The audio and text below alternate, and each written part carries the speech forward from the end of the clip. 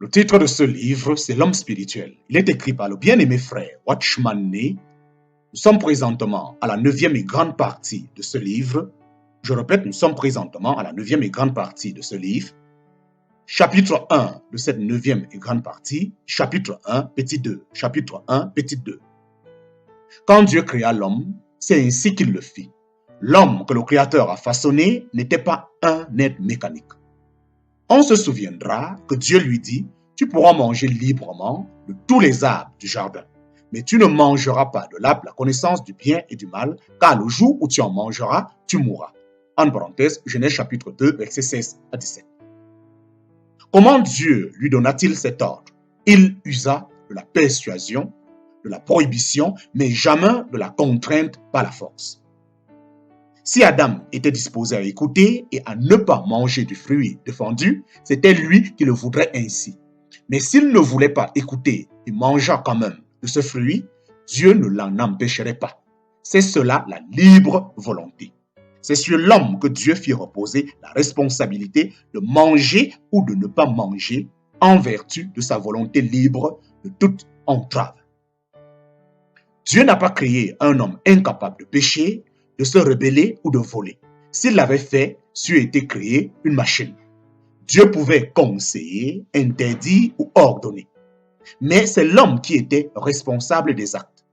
C'est par amour que Dieu fit précéder l'action d'un commandement. Et c'est par mesure d'équité qu'il ne voulait pas contraindre Adam à faire quelque chose qu'il ne voulait pas faire. L'obéissance à Dieu exigeait de la part d'Adam une disposition dans ce sens parce que Dieu ne s'impose jamais à l'homme. Il aurait des moyens à sa portée pour incliner l'homme à l'obéissance. Toutefois, tant que l'homme n'a pas donné son consentement, Dieu ne se frayera pas un chemin dans son cœur. C'est là un principe absolument vital. Je répète, c'est là un principe absolument vital. Nous verrons plus loin que le Créateur ne fait jamais rien qui soit contraire à ce principe, tandis que les mauvais esprits ne se font aucun scrupule sur ce point. Nous pouvons par là reconnaître ce qui est de Dieu de ce qui n'est pas de Dieu. Une volonté docile. Une volonté docile. Qu'est-ce que le salut? Ce n'est rien d'autre que Dieu délivrant l'homme de lui-même en le faisant entrer en lui-même. Le salut a deux aspects. Une ablation de, en parenthèse, c'est-à-dire un retranchement de, et une union avec. Ce qui est retranché, c'est le moi, l'union est avec Dieu. Tout ce qui ne peut pas sauver l'homme de son moi et l'unir à Dieu n'est que vanité. Un vrai commencement spirituel implique la libération de la vie animale, en parenthèse naturelle, et l'entrée dans la vie divine. Tout ce qui appartient à l'être créé doit être abandonné pour qu'il en vienne à jouir de toutes choses uniquement dans le Créateur. Il faut que l'être créé disparaisse pour que le véritable salut puisse être manifesté. Ce n'est pas à l'abondance de nos biens que se mesure la vraie grandeur, mais à l'étendue de nos pertes. La vie authentique ne devient visible que par la rénonciation au vrai moi. Si la nature, la vie et les activités de l'être créé ne sont pas réputées, la vie de Dieu ne dispose d'aucune voix pour s'exprimer. Notre moi est souvent l'ennemi de cette vie de Dieu. Notre croissance spirituelle ne produira qu'un être rabougri si nous n'avons pas l'intention, suivie de l'expérience, de nous perdre nous-mêmes. Qu'est-il donc ce moi? Qu'est-il donc ce moi? Il est extrêmement difficile de répondre à cette question et notre réponse ne peut pas être absolument correcte.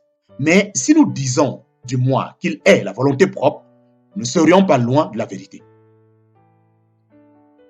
Avant que la grâce de Dieu n'ait accompli son œuvre au-dedans, tout ce dont l'homme dispose, pécheur ou saint, est en général contraire à Dieu.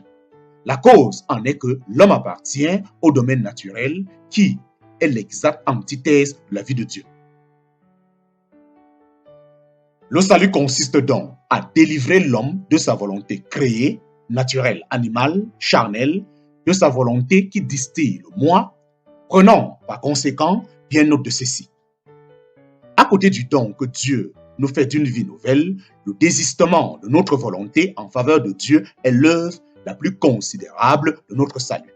Nous pouvons même dire que si Dieu nous accorde une vie nouvelle, c'est pour que nous lui abandonnions notre volonté. L'évangile consiste à faciliter l'union de notre volonté avec Dieu. Dieu dirige la flèche de son salut non pas sur notre cœur ou sur notre intelligence, mais sur notre volonté, car une fois la volonté sauvée, le reste s'alignera de lui-même. Par sa pensée, l'homme peut être uni à Dieu jusqu'à un certain point. Par le sentiment, il peut aussi se trouver d'accord avec lui sur beaucoup de choses. Mais l'union qui déploie la vie, l'union qui déploie le plus d'effets et qui est le plus parfait est celle de sa volonté avec la volonté divine. Par sa pensée, l'homme peut être uni à Dieu jusqu'à un certain point. Par le sentiment, il peut aussi se trouver d'accord avec lui sur beaucoup de choses, mais l'union qui déploie le plus d'effets et qui est le plus parfaite est celle de sa volonté avec la volonté divine. Cet accord-là englobe toutes les autres formes d'union entre Dieu et l'homme. Puisque notre être entier est actionné par notre volonté, il est clair que c'est elle qui est l'élément le plus influent de notre être. Même un organe aussi noble que l'esprit doit céder au gouvernement de la volonté. En parenthèse, nous y reviendrons plus loin. L'esprit ne symbolise pas l'homme entier, car il n'est que son organe de communication avec Dieu. Le corps non plus ne saurait prétendre représenter l'homme, car il n'est que l'appareil par lequel il communique avec le monde extérieur. Mais la volonté, elle, embrasse l'attitude authentique, l'intention véritable et l'état réel de l'homme. Elle est le mécanisme qui correspond le mieux à ce qu'est l'homme lui-même. Or, si cette volonté n'est pas unie à Dieu, toutes ces autres unions seront creuses et vides de substance. Une fois que cette volonté qui tient les rênes est entièrement une avec Dieu, l'homme se trouve spontanément et pleinement soumis à son Créateur. Amen et Amen. Notre union avec lui se réalise en deux temps. L'union par la vie et l'union par la volonté. Notre union par la vie se réalise au moment où nous sommes régénérés et recevons sa vie. De même qu'il vit par son esprit, nous aussi nous vivons désormais par le Saint-Esprit. C'est le lien de la vie. Il indique que nous partageons avec Dieu une seule et même vie. Alléluia et Amen. La consommation de cette union-là est une affaire interne. Mais ce qui exprime cette vie, c'est la volonté. Il faut par conséquent une union externe, celle de la volonté. Être un avec le Seigneur sur le plan de la volonté établit le fait qu'il y a entre lui et nous une volonté commune. Ces deux unions sont corrélatives. Elles ne vont pas l'une sans l'autre. Celle de la vie nouvelle est spontanée, car cette vie nouvelle est la vie de Dieu. Mais celle de la volonté n'est ni simple ni aussi spontanée, parce qu'il est clair que notre volonté, c'est notre moi. Comme nous l'avons remarqué plus haut, Dieu cherche à détruire la vie de notre âme, mais non pas sa fonction. C'est pourquoi, une fois consommée cette union de vie avec nous, il entreprend de renouveler notre âme dans ses diverses parties pour qu'elle soit une avec notre nouvelle vie, par conséquent, une avec sa volonté. Notre âme étant ce qu'elle est, c'est chaque jour, naturellement, que Dieu cherche à l'unir à sa volonté. Le salut ne peut pas être complet tant que la volonté de l'homme n'est pas entièrement unie à Dieu. Sans ce lien amené à la perfection, le moi de l'homme reste brouillé avec Dieu. Dieu veut que nous ayons la vie, mais il veut aussi que nous soyons un avec lui. Comme c'est notre volonté qui est l'élément le plus représentatif de notre personne, notre union avec Dieu ne peut pas être complète sans la jonction de notre volonté avec sa personne. Un examen attentif des Écritures révèle que tous nos péchés ont un commun dénominateur. Principe de la désobéissance. Un examen attentif des Écritures révèle que tous nos péchés ont un commun dénominateur. Le principe de la désobéissance. Désobéir, c'est suivre sa propre volonté. L'objectif du salut de Dieu est de nous encourager à répudier cette volonté personnelle et de nous unir à lui. Voir les siens désirer ce qu'ils désirent et faire ce qu'il dit, c'est là toute la joie de Dieu. En dehors de la soumission inconditionnelle du croyant et de son acceptation sans réserve de la volonté de Dieu, tout le reste, pieuse euphorie.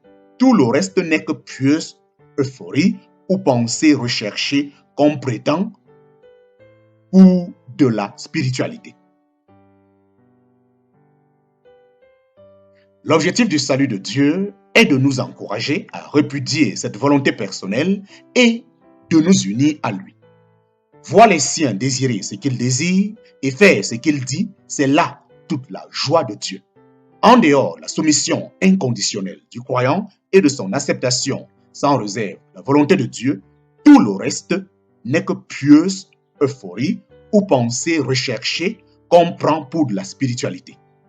N'est qu'une vaine façade. Tout ceci n'est qu'une vaine façade. Les visions, les rêves, les voix, les soupirs, le zèle, l'activité fébrile, tout cela n'est qu'extérieur. Si le chrétien n'est pas résolu par une détermination de sa volonté à aller jusqu'au bout de la course que Dieu lui a proposée, tout ce qu'il peut tenter d'autre est sans valeur. Un examen attentif des Écritures révèle que tous nos péchés ont comme un dénominateur, le principe de la désobéissance. Désobéir, c'est suivre sa propre volonté. L'objectif du salut de Dieu est de nous encourager à répudier cette volonté personnelle et de nous unir à lui. Voir les siens désirer ce qu'ils désirent et faire ce qu'il dit, c'est là toute la joie de Dieu. En dehors de la soumission inconditionnelle du croyant et de son acceptation sans réserve de la volonté de Dieu, tout le reste n'est que pieuse euphorie ou pensée recherchée qu'on prend pour de la spiritualité, n'est qu'une vaine façade.